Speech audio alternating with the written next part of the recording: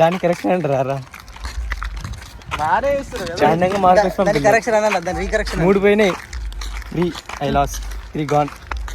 నువ్వు చెప్పురా రే. అన్ని ఫెయిల్ గారు, ఇద్దరు డీటెయిల్ వెళ్ళిపోతా. నువ్వు చెప్పురా. నువ్వు చెప్పు.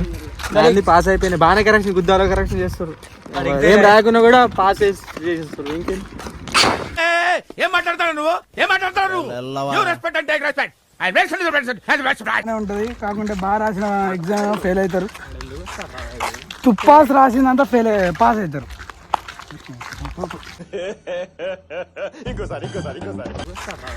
తుప్పాస్ రాసిందంతా పాస్ అవుతారు అన్నాడు కానీ ఆ ఊహ ఎంత బాగుందో.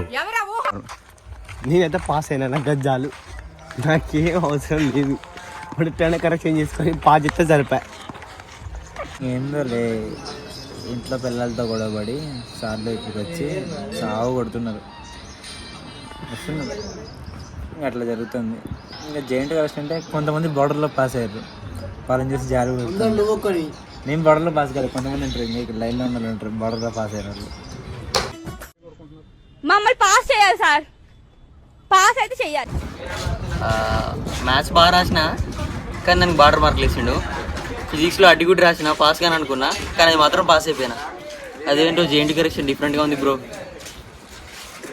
చాలా ఘోరంగా ఉంది, ఊహించలేకపోతాను. అది ఎంతో రాష్ట్రం అనుకుంటాను, వాడికి అయితే బార్డర్లు వెళ్ళి ఇస్తాను మమ్మల్ని. కొందరు అయితే బార్డర్లో కూడా లేరు, వాళ్ళు అంతా కిందికే వెళ్ళాలంతా. జాయింట్ పేపర్ కరెక్షన్ బాగా టఫ్గా ఉంటుంది, స్ట్రిక్ట్గా ఉంటుంది.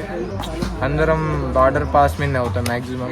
మిడ్ మార్కులు కూడా యావరేజ్ కూడా పాస్ అవ్వవు, క్రాస్ అవ్వదు. మిడ్లో ఎంత మంచి పర్ఫార్మెన్స్ చేసినా ఆ మిడ్ మా యావరేజ్ మార్క్స్ అయితే అస్సలు క్రాస్ చేయలేం. బార్డర్ మీద పాస్ అవుతాం.